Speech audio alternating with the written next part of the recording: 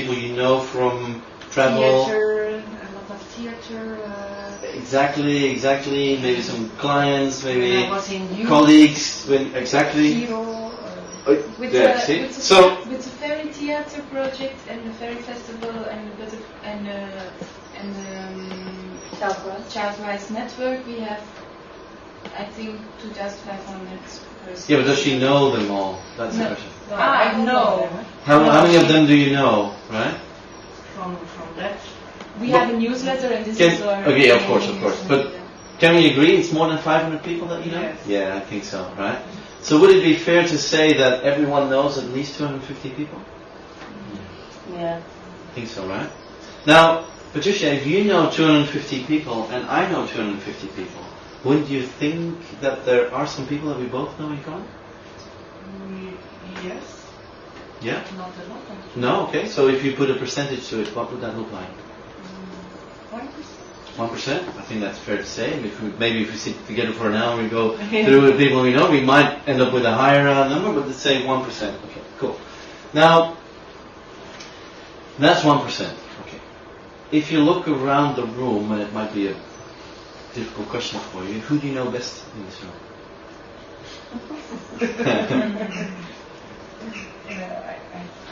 I don't know him very well. Okay, but who do you know best?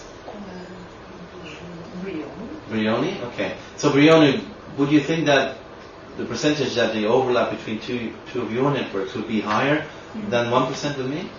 Yeah. So what would your guess be? 10. 10%? I was thinking 20. 20? Okay, let's go for 20. Another question. Brioni, and when you started this project together, is the overlap between the two of you higher than 20%? We only know each other for 2 years now. Okay. So all right. we have quite also another background. Take someone you know very, very, very well. Could be your partner, could be another teacher, could be someone else, or is more than 20%. You have someone in mind?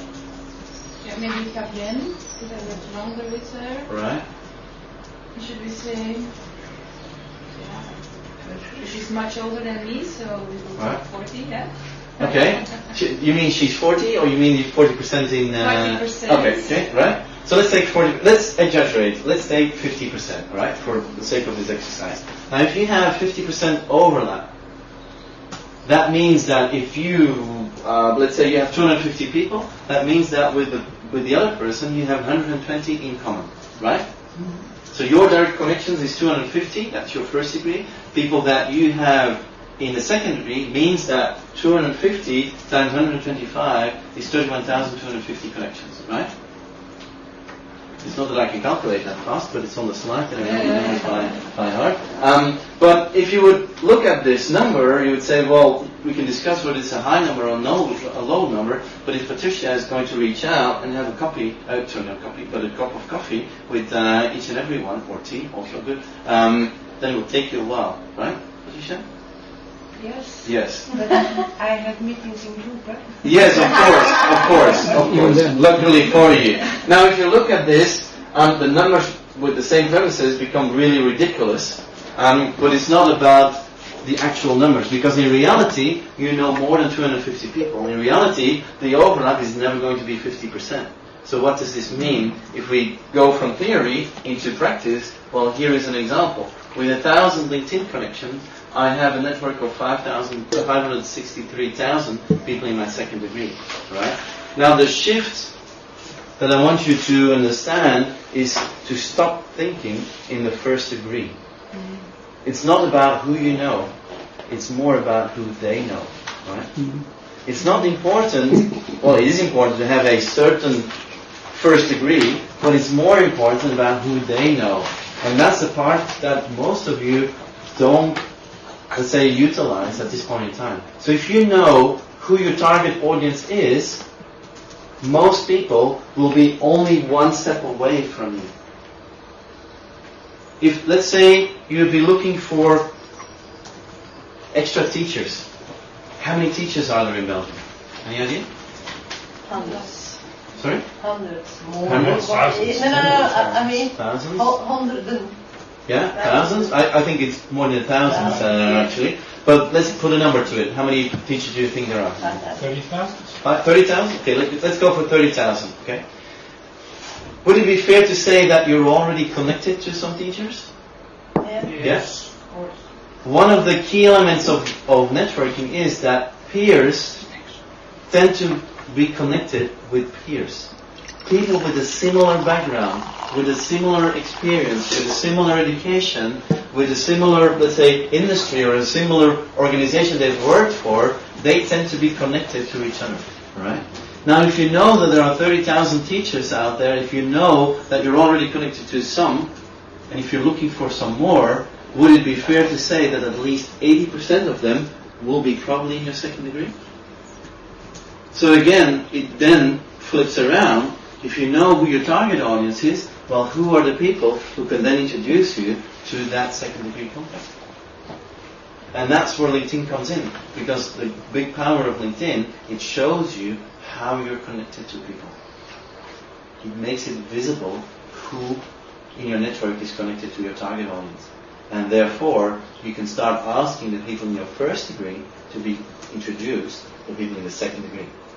And now we can have a discussion about this, but believe me when I say that it is always better to be introduced rather than introducing yourself. Right? That works much better. Much better, right? So again, and this ties in again to social selling. So if someone is introducing you to the entrepreneur or the business owner or the potential sponsor or let's say ambassador, if you are introduced to someone, it's going to work so much better than you trying to get a hold of someone and to, hey, hello, here we are. Old school. Embrace the new school and use the network. And that's why I want you to understand how important it is to work and to think in the second degree. Is that clear for everyone? Yeah? So, today, LinkedIn has changed its layout. This is the layout today. You will see the number of connections that you have, and you will see the number of people on LinkedIn that you have access to. Okay? So with my 2,400 connections, I get access to about 21 million people on LinkedIn. Now, there's more than 21 million people on LinkedIn. Do you have any idea how many people there are? 300 million? 300 million, correct answer. Over 300 million. Belgium? Any idea in Belgium? How many people there are on LinkedIn in Belgium? What's your guess? No. Yeah? Vera, what do you think? No idea. No idea. Ballpark figure? Take a guess? Costs nothing? 50,000? 50,000 people, alright. Kathleen, what do you think? How many people there are on LinkedIn? 1 million? 1 million? Okay, we have 1 million. Marike? I think so too. 1 million? Okay. 1.5 million. 1.5 million, okay, we have one going once. 2 million! Yeah, the winner is, yes. 15 million! No, 2 million. So, two or 3 weeks ago, LinkedIn celebrated 2 million users on LinkedIn in Belgium, alright? The Netherlands, close to 5 million. UK, 15 million. France, 6 million. Italy, 7 million. Germany, more than 4 million. So it is, just to give you some ballpark numbers, but 300 at least in total. LinkedIn is growing faster than Twitter, to give you an idea, with more than 2 users per second. Now, having said that, that means at least 100 extra users by now, right? So actually, if all those potential people would give us €1, yes, more than to see? Yeah. And if all those people would be introduced to someone that is already an ambassador of yours or someone that you have a good relationship with, it will be a very small, let's say, conviction, see? And that's where you start looking at using the power of the network to help you with that. Just leave it alone and you'll find it. The only thing we need to do is talk about the connections. No. No. Because and then ask them all just for €1.